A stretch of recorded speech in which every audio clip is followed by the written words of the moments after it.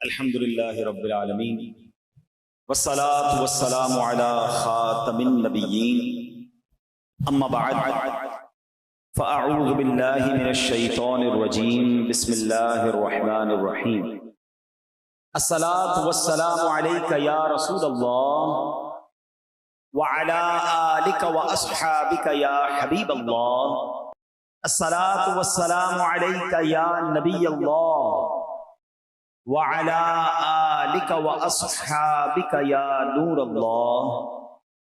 दुरूद पाक पढ़ने के बेशुमार फ़ज़ाइल व बरक़ात हैं। काबे के बदरुद्दुजा, तैबा के शम्सुद्दुहा सल्लल्लाहु तआला अलैहि वसल्लम का फरमाने आली शान है, क़यामत के दिन लोगों में से सबसे ज़्यादा मेरे करीब वो शख्स होगा जो मुझ पर सबसे ज़्यादा दुरूद शरीफ पढ़ता होगा। अब ये बज़ाहिर तो एक लाइन है, एक जुमला है हदीस में, वेरी शॉर्ट हदीस, मगर इस हदीस में जो इनाम छुपा हुआ है ना, वो अगर आप इमेजिन कर लें, वो समझ लें, तो यकीन करें कि एक ही फजीलत दुरूद पाक के लिए काफ़ी है कि बंदा बस दुरूद पाक को अपना वजीफा बना ले। हज़रत किबला मुफ्ती अहमद यार खान नईमी मशहूर मुफस्सिर कुरान हैं, इस हदीस पाक की शरह में फरमाते हैं, क़यामत में सबसे आराम में वो होगा जो नबी पाक अलैहिस्सलाम के साथ रहेगा। और हुज़ूर अलैहिस्सलाम की कुर्बत का तरीका क्या है, नसीब होने का जरिया क्या है, वो दुरूद शरीफ की कसरत है। तो इस हदीस शरीफ से मालूम ये हुआ कि दुरूद शरीफ बेहतरीन नेकी है कि तमाम नेकियों से जन्नत मिलती है और दुरूद पाक पढ़ने से बज़्मे जन्नत के दूल्हा मिल जाते हैं। जो जन्नत के दूल्हा हैं, जिनके लिए ये कायनात सजाई गई है, अगर वही मिल जाएं, उन्हीं का कुर्ब मिल जाए, तो फिर सुभान अल्लाह, फिर कौन सी मुश्किल है। वो शायर कहते हैं ना, महशर है अगर महशर, किस बात का हमको डर, महशर है अगर महशर, किस बात का हमको डर, हम जिनके सना खा हैं वो भी तो वहां होंगे, आका वहां होंगे ना। और अगर वाकई दुरूद पाक पढ़ते हुए, उनका जिक्र करते हुए दुनिया से जाएंगे और नबी पाक ने अपना कुर्ब अता कर दिया, यकीनन प्रॉब्लम्स बहुत सारी हैं, महशर में कितने मसाइल हैं। आपको मैं किताब चाहूंगा कि आप उसका कम से कम एक हिस्सा जरूर पढ़ें, पूरी पढ़ लें तो क्या बात है। बहार शरीयत, मुफ्ती अमजद अली आज़मी साहब ने किताब लिखी है। बहार शरीयत का जो पहला हिस्सा है ना, वो ईमानियात पर है। मेरा और आपका अल्लाह के बारे में क्या अकीदा होना चाहिए, नबी अलैहिस्सलाम के बारे में क्या अकीदा होना चाहिए, सहाबा के बारे में, फरिश्तों के बारे में, कयामत के बारे में। अमेजिंग, बहुत जरूरी है, बेसिक किताब है, ये हमें पता ही नहीं होता, ठीक है। लेकिन इस किताब में जब आप कयामत का बाब पढ़ेंगे ना, आप यकीन करें, मैंने कई बार वो बाब पढ़ा है, हम जब पढ़ते हैं ऐसा फील होता है, मुफ्ती साहब ने ऐसा लिखा है कि कयामत हमारी आंखों के सामने तारी हो रही है कि पहले क्या होगा, फिर क्या होगा, फिर क्या होगा। इस अंदाज से आपने उसको बयान किया है। और वहां आपने एक जुमला लिखा कि कोई एक मुश्किल हो तो बयान की जाए, कोई एक मुसीबत हो तो बयान की जाए, एक के बाद एक डिफिकल्टी है। यानी कयामत की एक ही मुश्किल काफी है ना, कि सूरज एक मील पर है, जमीन तांबे की है और साया भी कोई नहीं है, और कयामत का दिन 50,000 साल का दिन है। फरमाया हदीसों में कि बंदा इस कदर प्यासा होगा कि अल आतश, हाय प्यास की सदाएं बुलंद हो रही होंगी, लोग अपनी पसीने में डुबकियां खा रहे होंगे। फरमाया ये एक ही मुश्किल काफी थी, यही इतनी खतरनाक है। मगर फरमाया सिर्फ ये नहीं है, इस गर्मी के आलम में हिसाब भी होगा, सवाल जवाब भी होंगे, नामा अमाल भी खोला जाएगा, पुल सिरात से भी गुजारा जाएगा। आप इमेजिन तो करें कितनी मुश्किलें हैं, अल्लाह अकबर। मगर इतनी सारी मुश्किलों को जब आप देखते हैं और फिर जब एक ज़ाते पाक की तरफ तवज्जो जाती है, तो पता चलता है कि हर मुश्किल का अगर कोई सॉल्यूशन है तो जनाब रसूलुल्लाह सल्लल्लाहु अलैहि वसल्लम के पास है। आला हज़रत लिखते हैं ना, सुनते हैं कि महशर में सिर्फ उनकी रसाई है, सुनते हैं कि महशर में सिर्फ उनकी रसाई है, गर उनकी रसाई है लो जब तो बनाई है, आका की रसाई है। और अगर कोई उम्मती आका के करीब हो गया, प्यास बहुत सारी लगनी है, बिल्कुल बात ठीक है, मगर उस दिन साकी कौसर कौन होंगे? जामे कौसर पिलाने वाला तो आका ही होंगे ना। अगर कोई शख्स नबी पाक के करीब हो जाएगा तो हमें भी जामे कौसर मिल जाएगा, और वो जामे कौसर है जिसके बारे में हदीस पाक के अल्फाज कुछ इस तरह हैं, शरबतन हनीअतम मरीआ ला नग़्मउ बअदहु अबदा। फरमाया ऐसा शरबत है, ऐसा प्यारा पानी है जो एक बार पी ले उसे कभी प्यास ही नहीं लगनी है। आला हज़रत लिखते हैं ना कि ठंडा ठंडा मीठा मीठा, ठंडा ठंडा और मीठा मीठा, पीते हम हैं पिलाते ये हैं सल्लल्लाहु। यानी आप देखिए जो भी मुश्किल है, अच्छा और क्या मुश्किल है? नामा अमाल खोले जाएंगे, ऐब खुल जाएंगे, इतने गुनाह हैं सबको पता चल जाएगा। जो पर्दा ढका हुआ है वो पर्दा खुलने का अंदेशा है। मगर मेरे रजा कहते हैं कि अपने करम से हम हल्कों का, अपने करम से हम हल्कों का पल्ला भारी बनाते ये है मिलकर सल्लल्लाहु।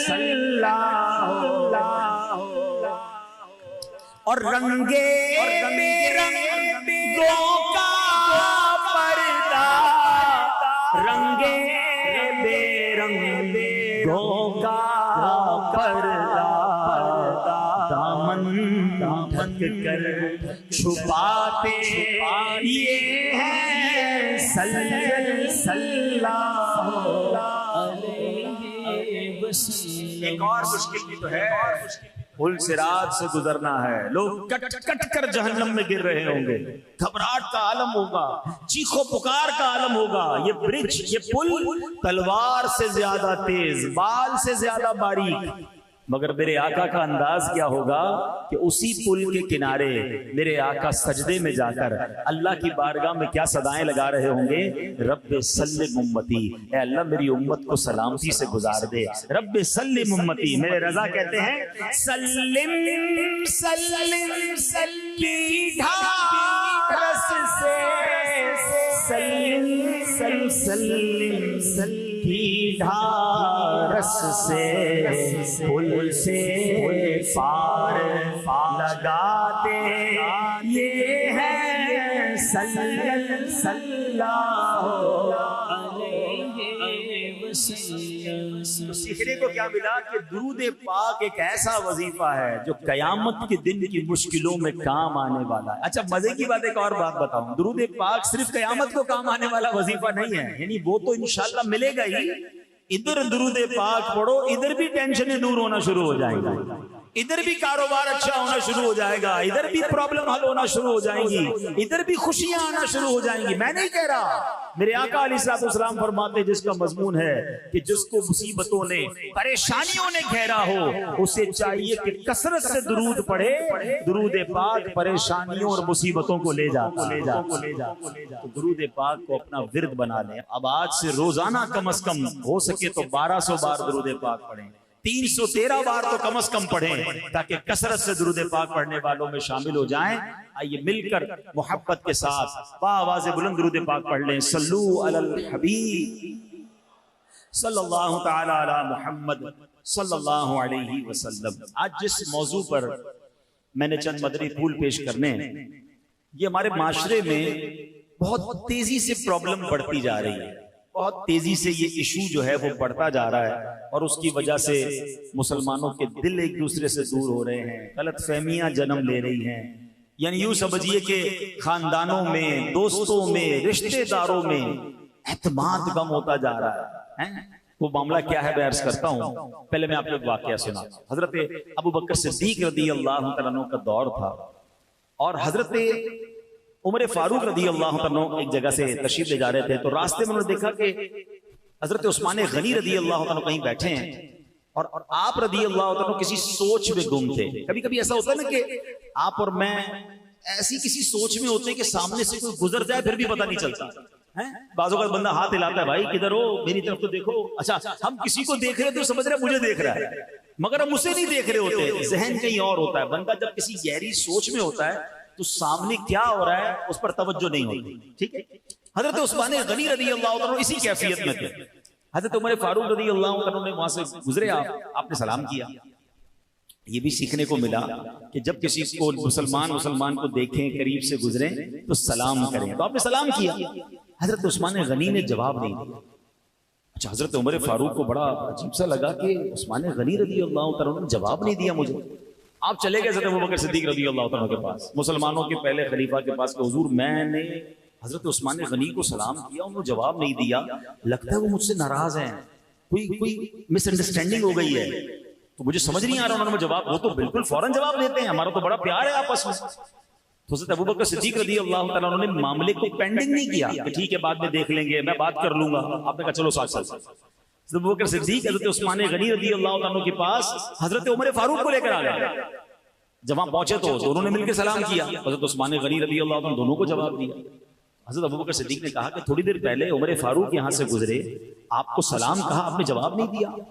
तो उस्मान गनी रज़ी अल्लाह तआला क्या कहते हैं कि कहते हैं हुजूर मैं अपने भाई का सलाम का जवाब ना दूं, ऐसा तो हो ही नहीं सकता, मैंने कैसे ऐसा हो सकता जवाब नहीं दिया। तो हजरत उमर ने कहा कि मैंने आपके सामने से मैं गुजरा, मैंने आपको सलाम किया और आपने जवाब नहीं दिया। तो कहते हैं वल्लाह मुझे इसकी खबर ही नहीं कि आप मेरे सामने से कब गुजरे, मेरी तो तवज्जो ही कहीं और थी। तो सुभान अल्लाह, हजरत अबू बकर सिद्दीक कहते हैं ये तो बताओ किस सोच में थे। अगर वाकई किसी ऐसी गहरी सोच में थे कि उमर फारूक का गुजरना भी तुम्हें ना समझ आया, हमें तो बताइए आप क्या सोच रहे थे। अल्लाह अकबर है। हमारे यहाँ कोई किसी सोच में गुम भी होता है ना, तो सोच होती है कि कारोबार का क्या होगा, तो नौकरी का क्या होगा, दुनिया की प्रॉब्लम्स, या बाज़ औक़ात बदकिस्मती से कोई किसी गलत काम, गुनाहों वाले काम की तवज्जो में गुम हो जाता है। मगर जब कोई आशिक रसूल होता है, उसकी यादों में भी नबी पाक अलैहिस्सलाम ही बसते हैं, उसकी यादें भी होती हैं तो आखिरत की होती हैं, उसकी यादें भी होती हैं तो जनाब किसी नेकी के काम के करने की आदत होती है। वैसे कभी सोचे इस बात पर कि मुझे और आपको कभी ऐसा ख्याल आया और उस ख्याल में हम इतने गुम हो गए हों कि मेरा मरने के बाद क्या होगा, मेरी आखिरत कैसी होगी, मेरा जन्नत में दाखिला कैसे होगा, या कभी जनाब इस ख्याल से मुझे और आपको नींद ना आई हो। ऐसे तो बहुत सारे लोग मिलते हैं कि जनाब दुनिया की टेंशन की वजह से, दुनिया के किसी प्रॉब्लम की वजह से मैं रात को सो नहीं पाया, मेरी आंख खुल गई। मगर ऐसा कभी हुआ कि एक रात नींद इसलिए ना आई हो कि याद रसूल ने तड़पा दिया हो, प्यारे आका के इश्क ने तड़पा दिया हो, दीदारे रसूल के लिए मेरी आंखें बेकरार हो गई हो, मदीने की याद हो और मेरी आंखों में आंसू हो और इसी आंसुओं के साथ मेरी रात गुजरी हो। क्या कभी कोई ऐसी रात, कभी कोई ऐसा दिन हमसे गुजरा हो? अल्लाह अकबर। ये शेर कितना प्यारा है नात का, काश मैं और आप इसके मिस्ताक बन जाएं कि दिल में हो याद तेरी गोशे तन्हाई हो, दिल में हो याद तेरी गोशे तन्हाई हो, फिर तो खलवत में अजब अंजुमन आराई हो। अल्लाह करे हमारी तखलिये भी, हमारी खलवतें भी कभी ऐसी हो, इस तरह की महफिल हो, कोई नात नात पढ़े और इश्क़ रसूल वाली नात पढ़ दे तो कभी कभी हमारी आंखों से भी आंसू बह जाते हैं, कभी हम भी मदीने की याद में तड़प जाते हैं। यकीनन ये बड़ी अच्छी बात है।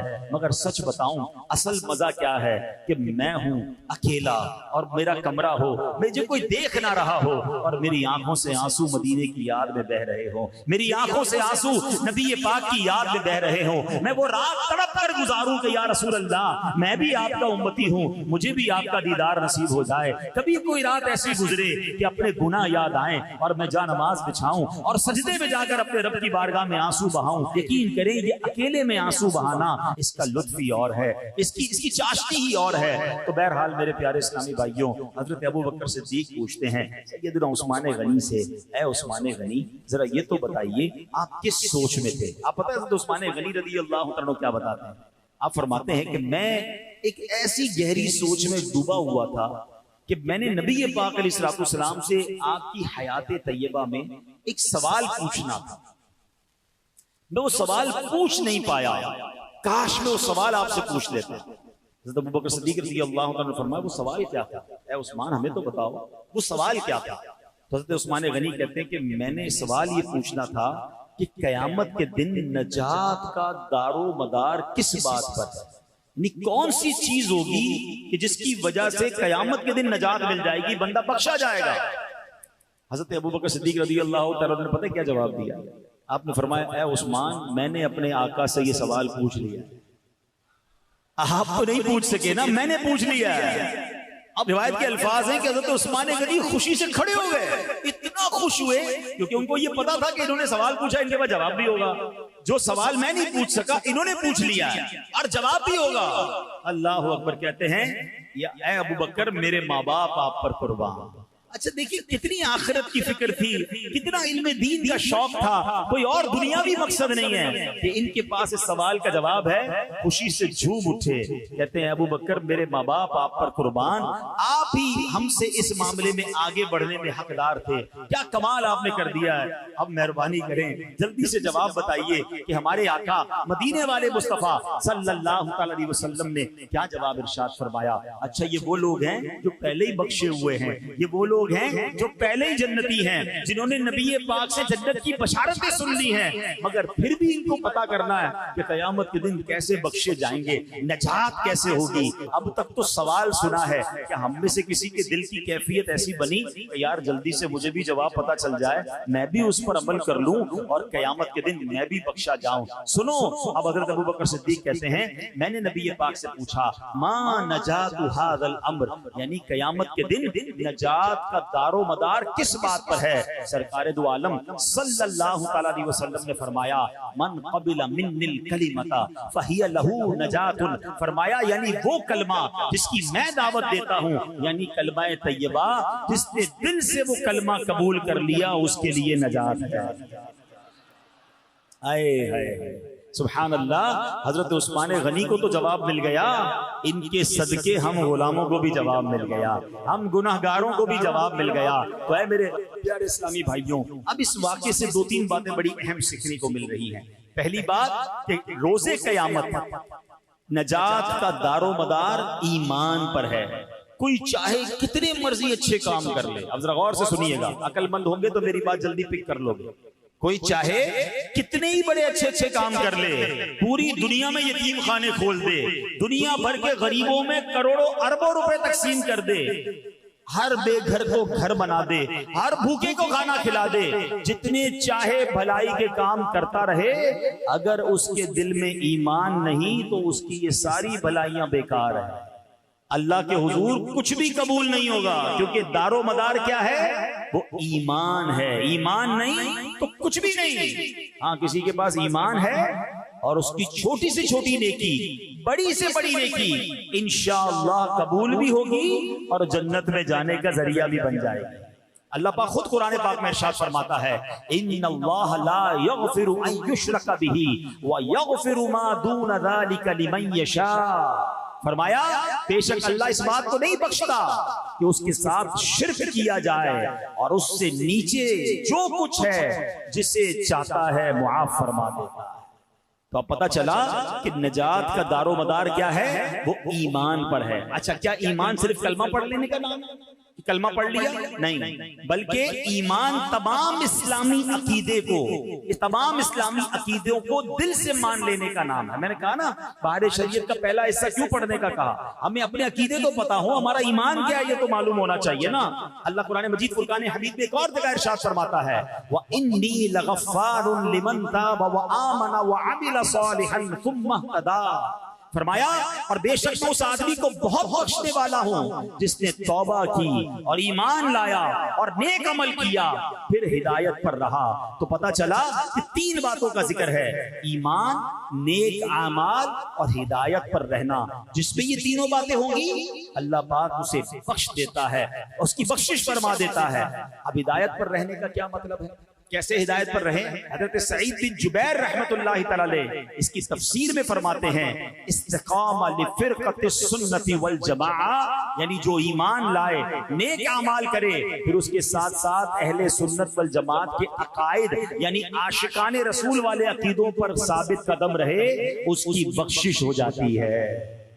तो अब इंशाअल्लाह हमें ये बातें समझनी हैं कि ईमान की अहमियत क्या है, अकीदे की अहमियत क्या है। अब यहाँ पर एक और बात भी याद रखिए, हम इस वक्त अल्हम्दुलिल्लाह अल्लाह का शुक्र अदा करते हैं मुसलमान हैं। ठीक है, लेकिन ईमान संभाल कर, ईमान बचाकर कब्र में जाना, ये भी बात याद रखिए। इस वक्त चारों तरफ से ईमान पर हमले हो रहे हैं, बतअकीदगी के हमले हो रहे हैं, अजीब अजीब अंदाज में ईमान के डाकू जो हैं, कोई कुरान की गलत तफसीर बताकर आपके ईमान पर डाका डाल रहा है, कोई जनाब हदीस की गलत शरह करके अलग अलग अंदाज में जनाब लोग आपके ईमान के दर पे हैं। अच्छा, हमें भी एक अजीब सा खप्त सवार हो गया है कि सबको सुनना है, हर किसी को सुन रहे हैं। मुझे एक बात बताइए, लियाकताबाद वालों, बड़े अक्लमंद कहलाते हैं आप, घर बनाना हो तो किससे बनाते हैं? बिल्डिंग बनाने वाले बिल्डर से बनाते हैं या मोची से बनाते हैं? जवाब दीजिए। बिल्डर से बनाते हैं। अच्छा, इलाज करवाना हो तो इलाज डॉक्टर से करवाते हैं या गोश्त काटने वाले कसाई से करवाते हैं?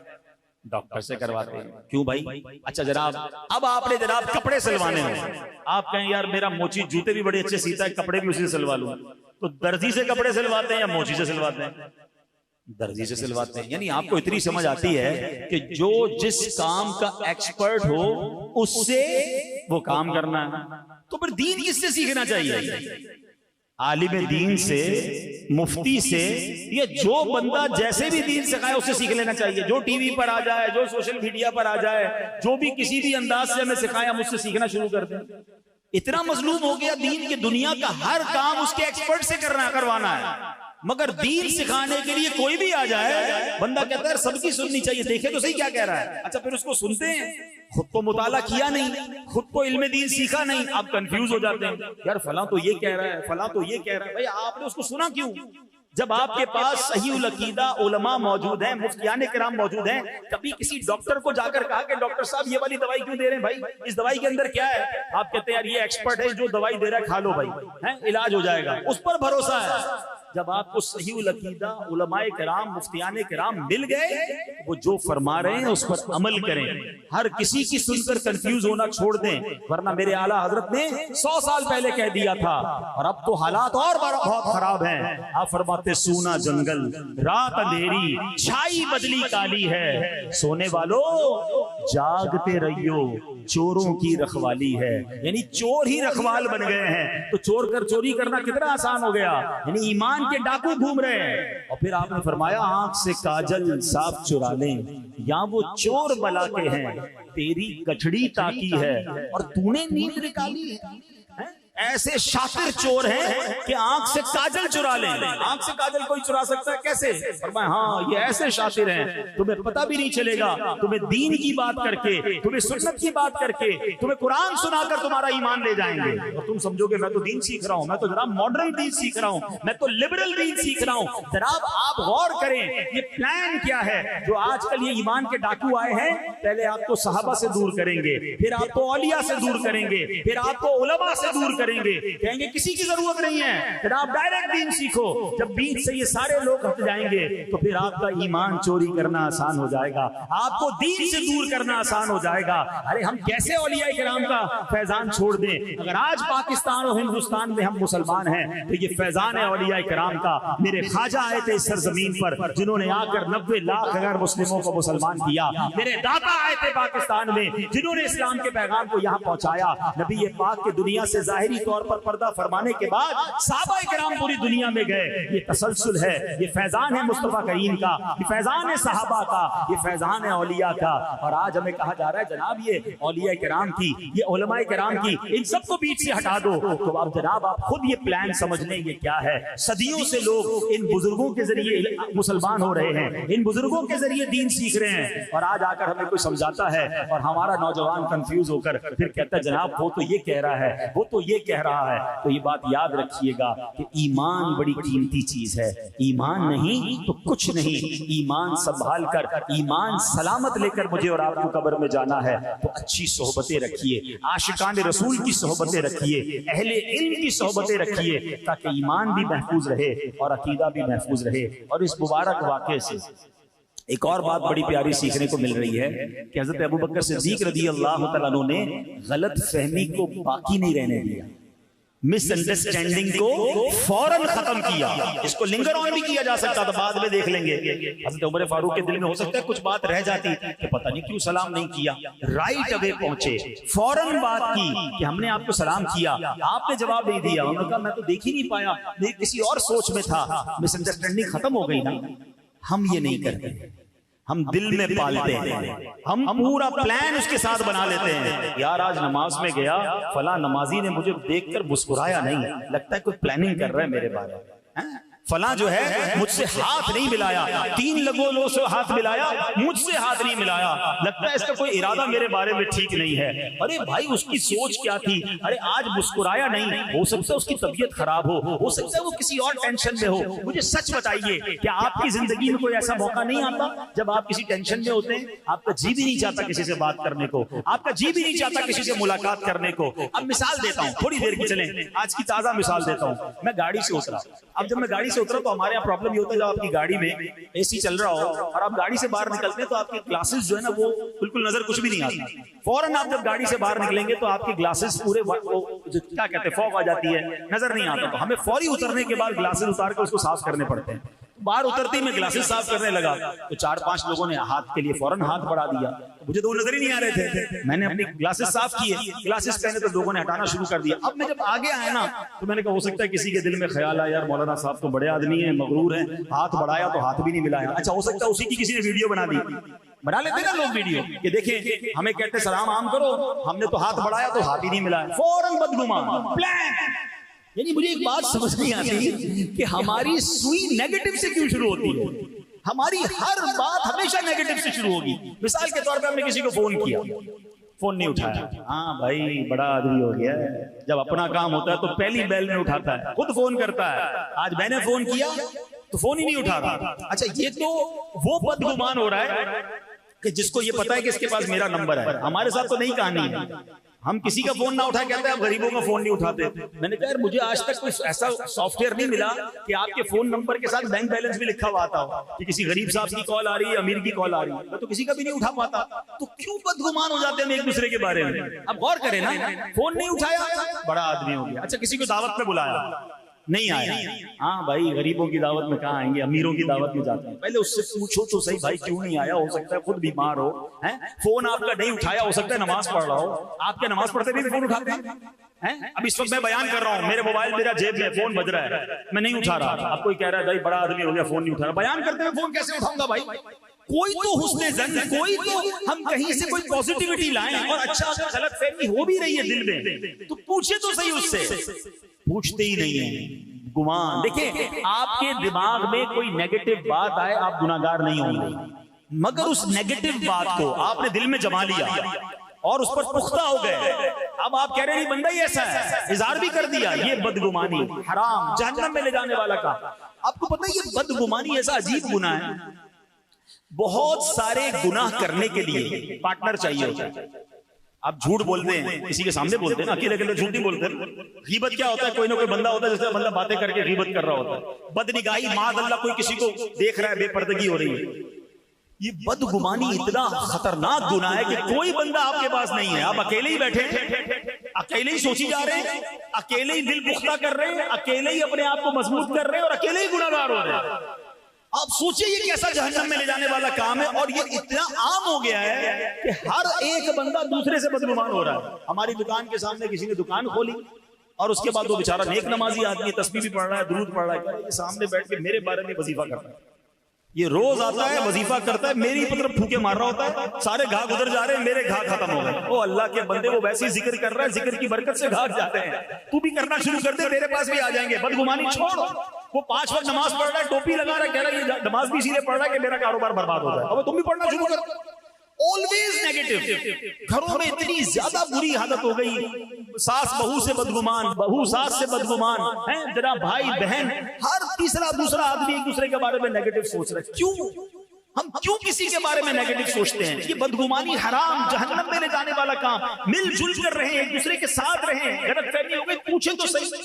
एक बार क्या हुआ, एक दो दोस्त थे ना, और बहुत प्यार था आपस में, तो उन्होंने प्लान किया कि यार इस बार छुट्टियां होंगी ना तो मैं तुम्हारे पास आऊंगा और दोनों मिलकर हम जनाब मजे से जाएंगे पाकिस्तान के नॉर्दर्न एरियाज में, घूमेंगे फिरेंगे, छुट्टियां मनाएंगे, फुल प्लान हो गया। और उसने कहा मैं भी अपनी फैमिली को लेकर या अपने दोस्त अपने घर वालों को लेकर आऊंगा, आप भी होंगे, हम साथ चलेंगे। टाइम सेट हो गया। उसने कहा ठीक है। अब वो जो बंदा था, मिसाल देता हूँ, एग्जाम्पल के जरिए समझाता हूँ, कराची में रहता था, दूसरा भाई जो उसका था वो इस्लामाबाद में रहता था, और इस्लामाबाद से उन्होंने आगे जाना था। छुट्टियां डिसाइड हो गई, सब तय हो गया। ये बंदा कराची से गया इस्लामाबाद उसके घर पे। जब वो घर में गया तो सोचा कि आज तो मुझे खूब मोहब्बत से वो मिलेगा, प्यार से मिलेगा, और थोड़ी देर में सामान वामान पैकिंग होगी और हम रवाना हो जाएंगे। वो जैसे ही घर में गया तो उसने सलाम दुआ की, और सुनाओ कैसे आना हुआ? बोला कैसे क्या आना हुआ, चलना नहीं है? बोला नहीं मैं नहीं जा सकता। भाई क्यों? बस मैंने कहा ना मैं नहीं जा सकता, आप जाइए। तो कहा ना मुझे खाने का पूछा, ना पानी का पूछा, ना उसने जनाब मुझसे कोई मुस्कुरा कर बात की, और मैं तो उसके पास आया था। मैं तो समझा पहले तो मुझे एक दिन कयाम के लिए कहेगा कि इतना दूर से आए, कयाम का भी मुझे ऑफर नहीं की। मैं थोड़ी देर इंतजार करता रहा कि कम से कम ये कहेगा भाई आज रात यहाँ सो जाओ फिर रवाना हो जाना, कुछ भी ऑफर नहीं की। कहता मैंने सामान उठाया और मैं चला गया छुट्टियों की, और नियत कर ली कि जिंदगी भर इसका मुंह नहीं देखूंगा। 10-12 साल तक दोनों ने एक दूसरे से बात नहीं की। 12 साल के बाद वो जो दूसरा वाला दोस्त था इस्लामाबाद में जो रहता था, वो किसी मकाम से कराची आया। मिसाल दे रहा हूँ, शहरों के नाम अलग हो सकते हैं, ये वाकया मैंने पढ़ा। तो वो जब उसके पास आया ना, तो उसने उसके दफ्तर में आया तो उसने उसको सलाम भी नहीं दी, उसको हाथ भी नहीं बढ़ाया। मेरी पहले बात सुन लो, फिर तुम्हें जो मेरे साथ करना हो कर लेना। अब बोलो क्या करना है? इतनी ज्यादती की, अब क्या बात करने आया? क्या तुम्हें पता है कि जब हमारा घूमने फिरने का प्रोग्राम बना था कुछ महीनों पहले, बड़े अरमानों के बाद, बड़े सालों के बाद मेरे यहाँ बेटे की विलादत हुई। हाँ मुझे पता है तुम्हारे यहाँ बेटा हुआ था, बहुत सालों से औलाद नहीं हो रही थी। कि जिस दिन तुमने मेरे घर आना था उससे चंद घंटे पहले मेरे उस बच्चे का इंतकाल हो गया था। मेरे घर में कोहराम मचा हुआ था। मेरे घर वाले अंदर कमरे में चीखो पुकार कर रहे थे, रो रहे थे, आहो फुगा थी। मगर मुझे टेंशन ये थी मेरे दोस्त के, तुम्हें बड़ा शौक था छुट्टियों पे जाने का। अगर मैं तुम्हें वो गम बताता तो तुम भी सारी छुट्टियां कैंसिल करते, तुम भी मेरे गम में शरीक हो जाते। बड़ी मुश्किल से तुम निकले थे, इतना खर्चा किया था, तो मैंने सोचा कि अपना गम अपने पास रखूं और तुम्हें किसी तरह यहाँ से रुखसत कर दूं ताकि तुम्हारे ये दिन खराब ना हो। अब बताइए उस पहले दोस्त का क्या हाल हुआ होगा जो 12 साल तक अपने दोस्त को बुरा भला कहता रहा, उसके बारे में बुरा सोचता रहा। हम कभी तो पॉजिटिव सोच लें, कभी तो सामने वाले से वजाहत तो ले लें, पूछ तो लें कि ऐसा क्यों था, आप क्यों नहीं मुस्कुराए थे, आपने क्यों मुझे प्रॉपर जवाब नहीं दिया। नहीं मेरे प्यारे इस्लामी, खुदा के वास्ते ये ना इत्तेफाकियां खत्म करें, ये बदगुमानियां खत्म करें, पॉजिटिव सोचना शुरू कर दें, वरना ऐसा ना हो कि हम बदगुमानी करके, ये लड़ाई झगड़े करके हम एक दूसरे से दूर हो जाएं। पता है कुरान पाक हमारे बारे में, मुसलमानों से कुरान क्या चाहता है? कुरान इरशाद फरमाते हैं वला तनाज़उ फतफशलू वतज़हब रिहुकुम। कुरान कहता है आपस में बेइत्तेफाकी न करो वरना तुम बुज़दिल हो जाओगे और तुम्हारी कुव्वत उखड़ जाएगी। ये मेरा शैतान पता है क्या चाहता है? हम एक मुट्ठी ना बने, हम मुसलमान बिखरे रहें, हम लड़ते रहें, हम दूर रहें, हम गिरोहों में बट जाएं। आज क्या हो रहा है? रंग के नाम पर, नस्ल के नाम पर, खानदान के नाम पर, कौम के नाम पर अलग अलग हो गए, कोई एक दूसरे का खैर खा नहीं रहा। ना करें ऐसा, हमारा दीन ऐसा नहीं है। मैं आपको एक नबी पाक अलैहिस्सलाम के दौर का वाकया सुनाता हूँ। मदीना मुनव्वरा में जो माशाल्लाह मदीना शरीफ जाते रहते हैं, उन्होंने सुना भी होगा, अब भी वो कबीले के लोग हैं, औस और खजरज, जिन्होंने नबी पाक अलैहिस्सलाम की सीरत पढ़ी है, उन्होंने भी इन कबीलों के नाम सुने होंगे। ये दो बड़े जंगजू कबीले थे। पहले तो इनमें बड़ा इत्तेफाक था, फिर इन दोनों कबीलों में लड़ाइयां शुरू हुई और इतनी लड़ाई हुई, और लड़ाई होते होते आखिरी लड़ाई हुई जंगे बुआस। ये इतनी खौलनाक थी, इतनी खतरनाक थी कि औस और खजरज के तकरीबन दोनों तरफ के बड़े बड़े नामवर जर्नैल सिपह सालार मारे गए। यानी ये कौम कबीले कमजोर हो गए, इतने लोग मारे गए इस जंग में। बहरहाल अब नबी पाक अलैहिस्सलाम की जलवागरी हुई, इस्लाम मदीना मुनव्वरा में पहुंचा, मेरे आका अलैहिस्सलाम पर ये लोग ईमान लाए और ईमान की बरकत से ये मिलकर रहने लगे। इत्तिफाक की बरकत क्या मिली कि इनको अंसार का लक़ब मिल गया। ये वही सहाबा थे जिन्होंने मदीना मुनव्वरा में नबी पाक को वेलकम किया और मेरे आका मदीने में सुकूनत इख्तियार कर गए। औस और खजरज ये मिलकर रहने लगे। मगर अब शैतान को कब ये मंजूर था? एक बार क्या हुआ कि ये औस और खजरज जो थे ये आपस में बैठे हुए थे बड़ी मोहब्बत के साथ, तो एक गैर मुस्लिम का वहां से गुजर हुआ। उसने देखा यही दो कबीले जो खून के प्यासे थे अब भाइयों की तरह रह रहे हैं। तो उसने क्या किया, एक बंदे को कहा जाओ पुरानी जंगों की बातें इनके सामने करो। इन दोनों कबीलों ने एक दूसरे के खिलाफ नज़में लिखी हुई थी, हैं जंग में अशार भी लिखे जाते थे, कहा इनको जाके ये सुनाओ। तो वो गया और उसने जाकर दोनों कबीलों के सामने पुराने अशार, लड़ाई वाले अशार पढ़ना शुरू किए। शैतान ने दोनों के दिलों में फिर वो जज्बात उभारे, तलवारें निकल आई, जंग की तैयारी हो गई, हम नहीं छोड़ेंगे। जैसे ही नबी पाक अलैहिस्सलाम को खबर मिली, मेरे आका अलैहिस्सलाम फौरन पहुंचे और आका फरमाते हैं मैं तुम्हारे दरमियान मौजूद हूं और तुम जाहिलियत की जंग लड़ने जा रहे हो। आप अलैहिस्सलाम की नसीहत सुनकर दोनों कबीले समझ गए कि ये शैतानी चाल थी, गैर मुस्लिमों की साजिश थी। दोनों कबीलों ने फिर एक दूसरे को गले लगाया और मोहब्बत के साथ वापस अपने घरों को आ गए। इस मौके पर एक आयत करीमा नाजिल हुई और सुभान अल्लाह, सुनो वो आयत क्या है। अल्लाह कुरान में फरमाता है वअतसिमू बिहब्लिल्लाहि जमीअन वला तफर्रकू। कुरान कहता है और तुम सब मिलकर अल्लाह की रस्सी को मजबूती के साथ थाम लो और आपस में तफर्रुका मत डालो। सुभान अल्लाह। अब इस आयत के तहत अल्लाह पाक ने आपस में मोहब्बत रखने का हुक्म दिया, आपस में फूट डालने से मना किया, क्योंकि आपस के इख्तिलाफ में हलाकत व बर्बादी है। अल्लामा कुर्तुबी रहमतुल्लाहि तआला फरमाते हैं मतलब यह है कि ऐ लोगों, अपनी ख्वाहिशात और मुख्तलिफ आरास के पीछे चलते हुए इख्तिलाफात में मत पड़ो, बल्कि दीन में भाई भाई हो जाओ। सुभान अल्लाह। अब है मेरे प्यारे इस्लामी भाइयों, एक और खूबसूरत बात बताऊं कि ये इस आयत के तहत जो अल्लाह की रस्सी को फरमाया गया ना, ये रस्सी क्या है। एक कौल यह है कि इस रस्सी से मुराद नबी पाक अलैहिस्सलाम की जात है, यानी आका का दामन थाम लो। नबी पाक ने तो दोस्ती कराई थी ना। और सुभान अल्लाह, इमाम बुसैरी रहमतुल्लाहि तआला अलैह कसीदा बुर्दा शरीफ में पता क्या लिखते हैं, आप फरमाते हैं दआ इलल्लाहि फल मुस्तमसिकून बिही मुस्तमसिकून बिहब्लि गैरि मुनफसिमी। कहते हैं नबी पाक अलैहिस्सलाम ने, प्यारे आका अलैहिस्सलाम ने लोगों को अल्लाह की तरफ बुलाया, तो जिन लोगों ने प्यारे आका के दामन रहमत को थाम लिया तो उन्होंने ऐसी मजबूत रस्सी को थाम लिया जो कभी टूटेगी नहीं। सैयद आला हजरत अपने फारसी कलाम में क्या लिखते हैं, नरफ्तुम राहे बीनाया फुतादुम दर चहे इस्यां बिया ए हब्ल रहमानम अगिस्ती या रसूल अल्लाह। यानी या रसूल अल्लाह, मैं अक्लमंदों की राह न चला, गुनाहों के गड्ढे में जा गिरा, ए रहमान की मजबूत रस्सी, ए मेरे प्यारे आका अलैहिस्सलाम मेरी मदद फरमाइए। तो आका अलैहिस्सलाम का दामन थामना गोया अल्लाह की रस्सी को थामना है। एक और जगह बरेली के ताजदार लिखते हैं ना, आसियों थाम लो दामने मुस्तफा,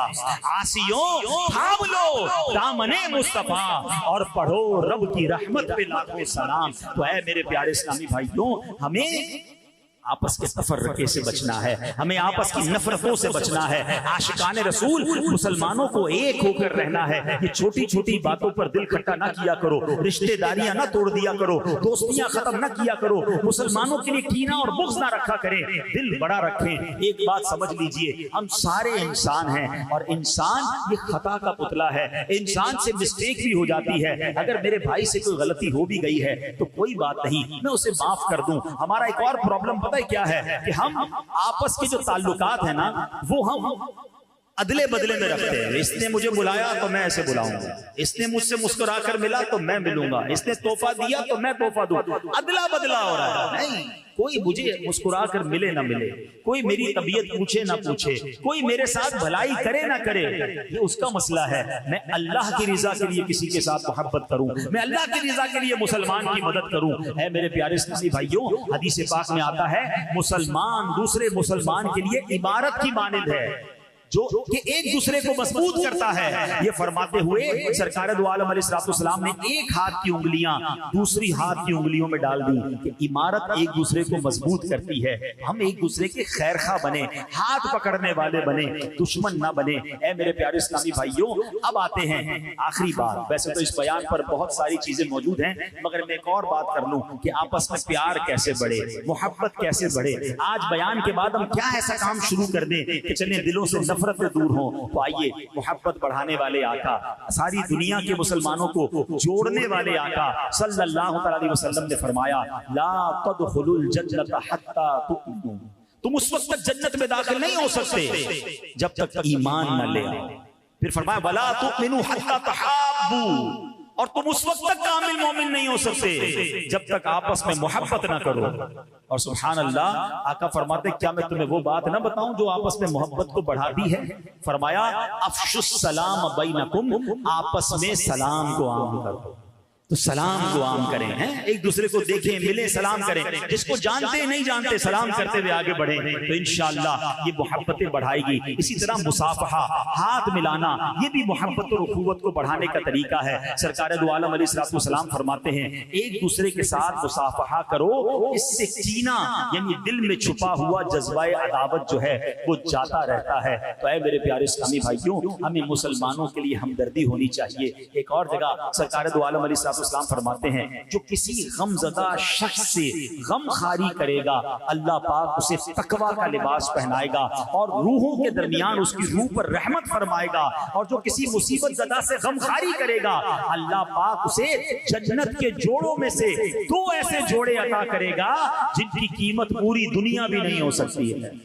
जन्नती जोड़े चाहिए तो गम खारी करें, दिलों में सुकून दाखिल करें, टेंशन न दें, हाँ, राहत दें। कुछ लोग होते हैं जो लोगों के लिए टेंशन बनते हैं, रोब जमाते हैं, धमकाते हैं, डराते हैं। ऐसा मत करना। मुसलमानों को राहत पहुंचाओ, तुम मुसलमानों को खुश करोगे, अल्लाह तुम्हें खुश कर देगा, अल्लाह तुम्हारी मुश्किल आसान कर देगा। आप लोगों के लिए आसानियां पैदा करने वाले बन जाएं। तो आज है मेरे प्यारे इस्लामी भाइयों, अगर किसी वजह से किसी रिश्तेदार, किसी दोस्त, किसी पड़ोसी से किसी वजह से भी अगर कोई शरई वजह नहीं है और आपस में दूरी हो गई है, गलत फहमी हो गई है, अल्लाह की रिजा के लिए माफ कर दें, दिल बड़ा कर लें, मोहब्बत के साथ रहें। छोटी सी जिंदगी है, कब तक लड़ते रहोगे? इन चीजों को खत्म करके प्यार और मोहब्बत के साथ जिंदगी गुजारें। अल्लाह हमें बाहम इत्तेफाक और इत्तेहाद नसीब फरमाए, हमें नफरतों से दूर रखे, हमें खुशउस्लूबी के साथ, हुस्ने ज़न के साथ जिंदगी गुजारने की तौफीक अता फरमाए और हम सबको अपने ईमान की और अकीदे की हिफाजत करने की तौफीक अता फरमाए। अल्हम्दुलिल्लाह, ऐसी प्यारी बातें दावत इस्लामी के प्यारे माहौल में सिखाई जाती हैं। इस माहौल से वाबस्ता रहें, दावत इस्लामी के इज्तिमात में आते रहें। अल्लाह पाक हमें अमल करने की तौफीक अता फरमाए। सल्लु अलल हबीब।